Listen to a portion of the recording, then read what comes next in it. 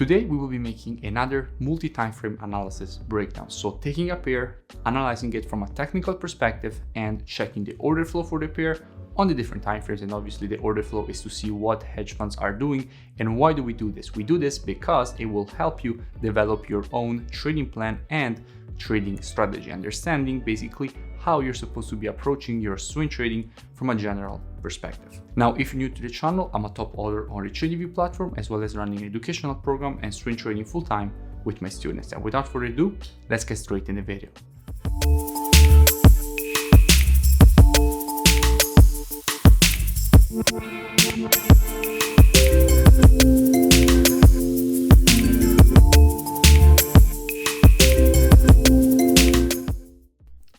Okay, so let's see what kind of opportunities Euro AUD can give us from a multi-time frame analysis perspective and order flow perspective. And we'll try to keep this analysis as educational as possible.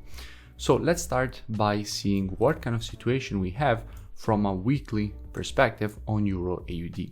Now, the first thing that we can clearly see here is that the market had created all of this very long and strong impulse to the upside. After that, what happened? The market retraced very aggressively, and now what kind of level the market has finally reached? The market has reached the previous resistance, which is now turned support from a weekly perspective. In fact, what we can clearly see here is that the market had found very strong resistance at this level, again resistance here, again resistance here, and all of this resistance is now turned support at this level. So what do we expect? Specifically, after all of this push to the downside, the market seems overextended to the downside, and we can expect, since the market is overextended to the downside, we can expect to see the market basically make a push to the upside. So this is what we have at the moment from a weekly perspective. Now, if we want information on this retracement, what are we supposed to be doing? We're supposed to be taking our Fibonacci on the impulse. So from the low to the high of this impulse. And what we can see that the market is currently below the 0.786 Fibonacci retracement level, which means that from here we should confirm the fake breakout of the 0.786 and make a move to the upside. So from a technical perspective on the weekly time frame, we want to see a move to the upside, maybe just a little bit lower to go and retest exactly the previous resistance turn support. But anyway, we have strong demand in this area, therefore we expect the market to make a push to the upside from here. Now, if we go down on the daily time frame, what kind of situation we have?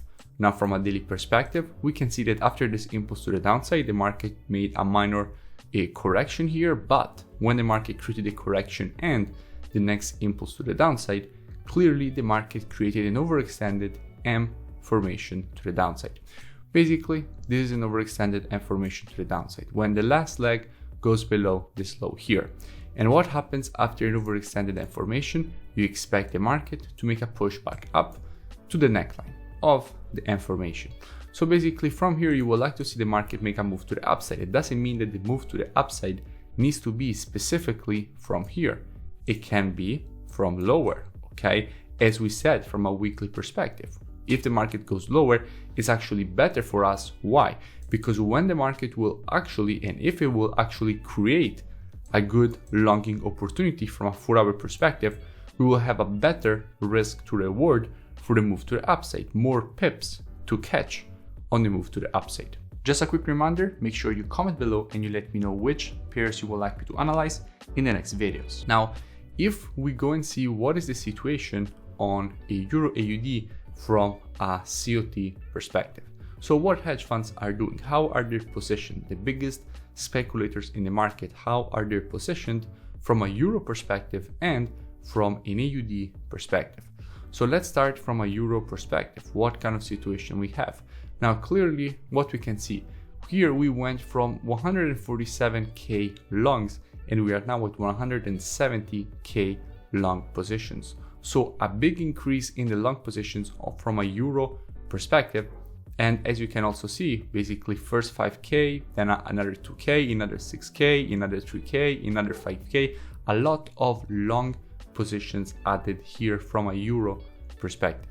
And if we go and look at short, do we see some proper shorting on the other side? No, right? What we actually see is that shorts here are getting closed, okay? Here they close 51K short positions, massive amount of shorts closed. And in fact, we can see this clearly reflected from a net position perspective. What we can see that net positions are increasing aggressively from 32K all the way up at 87K, so more than doubled. So there are a lot more longs at the moment from a euro perspective than shorts, which means that basically that during this move to the downside, what we have seen shorts getting closed and longs getting added, actually in all of this move to the downside. So from a euro perspective, we can expect a move to the upside. Now keep in mind, there are some fundamentals here in place. So hedge funds might decide to shift their positioning because obviously we have some issues here in the Eurozone, but keep in mind that from a technical from a COT perspective at the moment, with the last reports that we have, they're still positioned for possible longs. Now, if we look at what is the situation from an AUD perspective, what we can see. From an AUD perspective, there is nothing really interesting to be seen. Now, as you know, all AUD pairs have been going to the upside, specifically also Euro AUD has been making this move to the downside. Why? Because AUD has been getting a little bit stronger lately, but is not backed up by any proper longing, okay?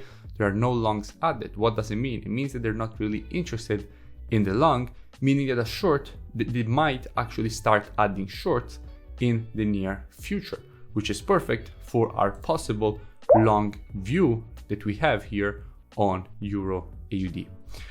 So basically how we will be, to wrap everything up, how we will be approaching this. We know that from a weekly perspective, we want to see inside of this area, the market shift away from it. So basically show a reaction to the area.